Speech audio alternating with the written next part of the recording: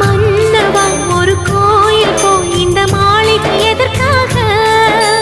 தேவியே என் ஜீவனே இந்த ஆலயம் உனக்காக.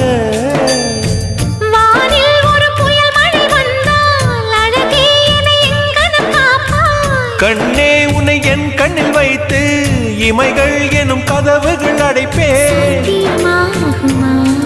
நான் சத்தியம் செய்யவா? தொடு தொடுவெனவே வானவில் என்னை தூரத்தில் அழைக்கின்ற நேரம்.